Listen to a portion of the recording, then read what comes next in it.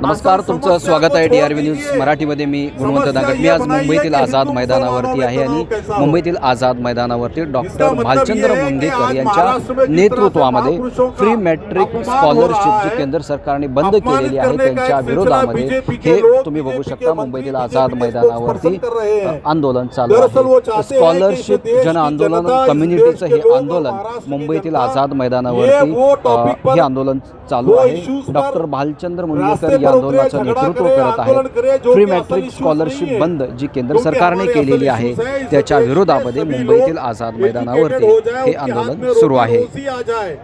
लेकिन रोटी रोजी छीनने का काम 2006 मध्ये भारत सरकारने मायनॉरिटीजला, अल्पसंख्याक जे आहेत, मुस्लिम, शीख, ख्रिश्चन, बौद्ध, पारसी, जैन या सगळ्यांसाठी पहिलीपासून 10वीपर्यंत म्हणजे प्री मॅट्रिक स्कॉलरशिप सुरू केली.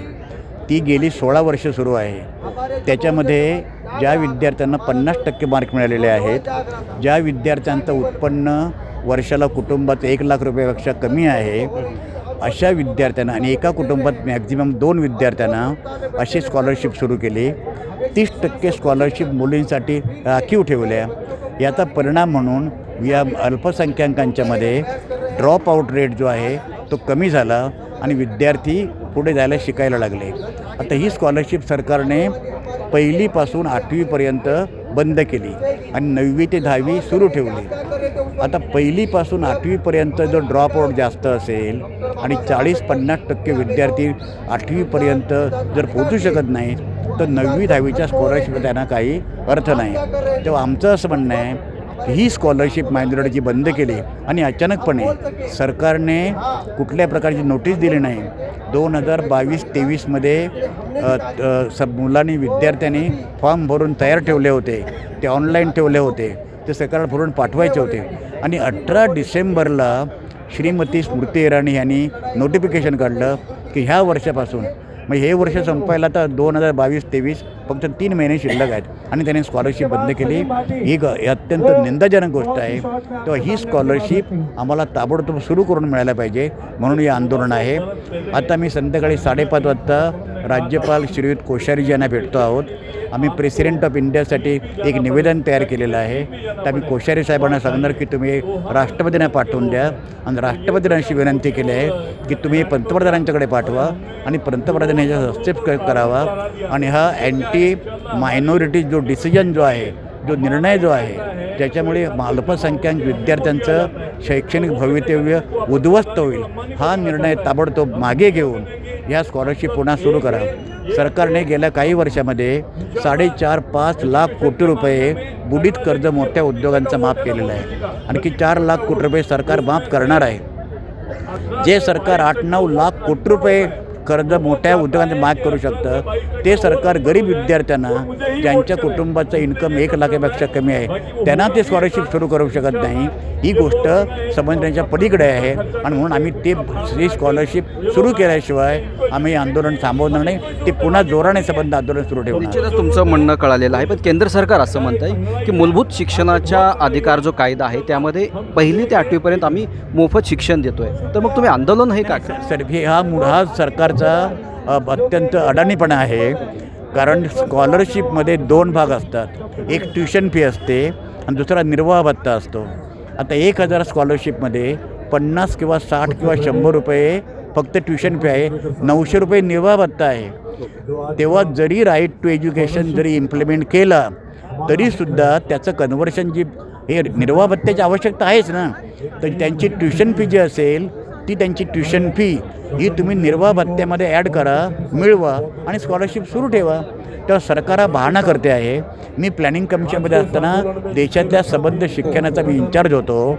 मी पाहिलेलं आहे महाराष्ट्रासकट कोणत्याही कोणत्याही राज्यामध्ये याचं इम्प्लिमेंटेशन होत नाही आणि जरी इम्प्लिमेंटेशन झालं तरीसुद्धा निर्वाह भत्ता हा त्यांना अत्यंत आवश्यक आहे. कारण 1 लाख रुपयाच्या खाली याचा अर्थ नुसते गरीब रेषेपर्यंत आलेले आहेत, त्यांना हा अधिकार त्याने मिळायला पाहिजे आणि यासाठी आमचं आंदोलन आहे. या पुढची भूमिका काय? आंदोलनाला हे यश मिळेल? आंदोलन आता अधिक तीव्र करणार, याच्यामध्ये त्यांना भेटणार संबंधित लोकांना, प्राईम मिनिस्टर, प्रेसिडेंट, त्याच्यानंतर पुन्हा एक मोठं आंदोलन करण्याचा विचार आहे. 1 लाख विद्यार्थ्यांचं आंदोलन करण्याचा विचार आहे. सगळ्या राज्यांच्यामध्ये, अख्ख्या महाराष्ट्र राज्यामध्ये, प्रत्येक जिल्ह्यामध्ये, प्रत्येक तालुक्यामध्ये असं आंदोलन करणार आणि सरकारला ही स्कॉलरशिप पुन्हा सुरू करायला भाग पाडणार. देखिए, आज जो है महाराष्ट्र के 2 सांसद, पूर्व सांसद, खासदार जो बोलते हैं, और ये आंदोलन तो सभी का अधिकार है। माइनॉरिटी के साथ में नाइंसाफ़ी हो रही है और नहीं होना चाहिए।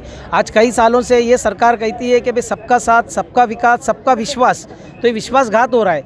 आए दिन ये सरकार कुछ ना कुछ करके जो अधिकार जिसका है उसका छीना जा रहा है। वो अधिकार क्यों छीनने का काम तुम कर रहे हो? और पहली बात तो ये है कि आज हालात दिन ब दिन बदतर होते जा रही है, गरीबी बढ़ती जा रही है, बेरोज़गारी बढ़ती जा रही है। साथ में आज जो माइनॉरिटी जो इतना गिरता हुआ नज़र आ रहा है, उनके बच्चे जो गरीब घर के बच्चे हैं वो कुछ पढ़ के आगे बढ़ना चाहते हैं, कोई लड़कियां आगे बढ़ना चाहते हैं, IAS ऑफिसर बनना चाहते हैं, डॉक्टर बनना चाहते हैं। तो ये जो उनको मिल रही थी, ये अचानक तुम बंद करने का क्या कारण है? तो ये बहुत बड़ा षड्यंत्र है और ये खास करके माइनॉरिटी के नाम पर माइनॉरिटी के साथ में नाइंसाफ़ी हो रही है। तो उनका अधिकार मिलना चाहिए।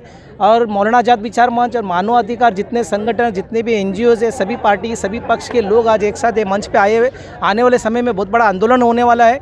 अगर माइनॉरिटी का हक अधिकार नहीं मिलेगा तो ये सरकार रहने के काबिल नहीं रहेगी, सरकार को गिरना ही है।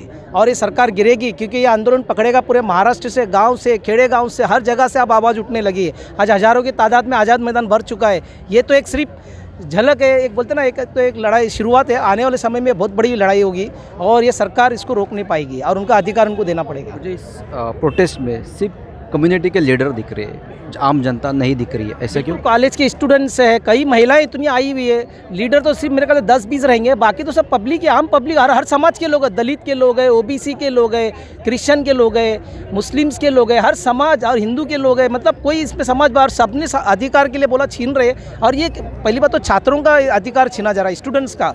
बड़े शर्म की बात है, सरकार स्टूडेंट्स को बोलते बेटी पढ़ाओ, बेटी बढ़ाओ, आगे बढ़ाओ बोलते हैं, और वही सरकार बेटी पढ़ाने के बजाय उनका अधिकार छीनने का काम कर रही है। तो ये घोर बोलते ना, एक सरकार के अंदर अब जो हम लोग उजाला सोचे तो अंधेरे का काम कर रही है, इसलिए हम इसका विरोध करते हैं। मेरा नाम जोया है और मैं ग्रीन बॉम्बे उर्दू हाई स्कूल से हूँ।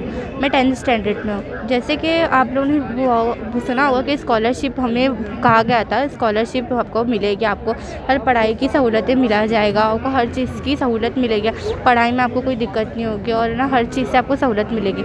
मगर जैसे कि हमने फॉर्म भरा और सबमिट किया और वहाँ से हमें पैसा आना बंद हो गया, क्योंकि 7th स्टडी तक तो हमें आने लगा, मगर 3 साल इस वजह से हमें नहीं मिला।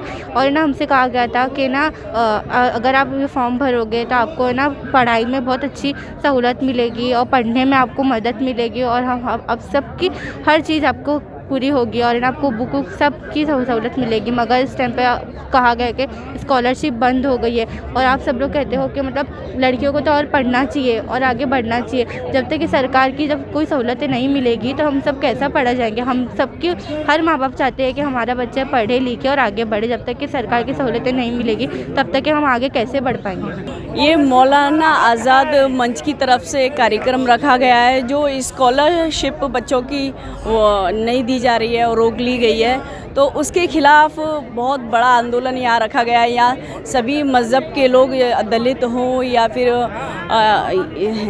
मतलब मुस्लिम तबका के हों या गरीब हों, उनकी स्कॉलरशिप का अधिकार उनका अधिकार है। और ये अधिकार किसी जाति के लिए नहीं होता, ये अधिकार हर वर्ग के लोगों के लिए होना चाहिए। और हिंदुस्तान में जो शिक्षा दी जाती है वो फ्री ऑफ कॉस्ट होनी चाहिए। आप बाहरी मतलब एजुकेशन सिस्टम को देखिए, जिनका पूरा पैसा जो है वो बच्चों की पढ़ाई पर फ्री ऑफ कॉस्ट दिया जाता है और हिंदुस्तान में फ़ीस ली जाती है। ये बहुत ही गलत है, शर्मनाक है। बच्चों से फ़ीस तो लेनी नहीं चाहिए और फ़ीस तो ये जो अपनी मेहनत से स्कॉलरशिप लेकर आते हैं तो ये भी बंद कर ली गई है। तो ऐसा नहीं होना चाहिए, ये बहुत ही शर्मनाक खेल है। जे फ्री स्कूलची जी स्कॉलरशिप आहे ती केंद्र सरकारने बंद केलेली आहे, ती पुन्हा सुरू करण्यात यावी यासाठी डॉक्टर भालचंद्र मुंगेकर यांचं मुंबईतील आझाद मैदानावरती आंदोलन सुरू आहे। केंद्र सरकारने जर याच्या मागण्या पूर्ण केल्या नाहीत तर हे आंदोलन अधिक तीव्र केलं जाईल असं मत डॉक्टर भालचंद्र मुंगेकर यांनी व्यक्त केलेलं आहे। कॅमेरामॅन एस पटेलसह मी गुणवंत दांगड, DRV न्यूज, मुंबई।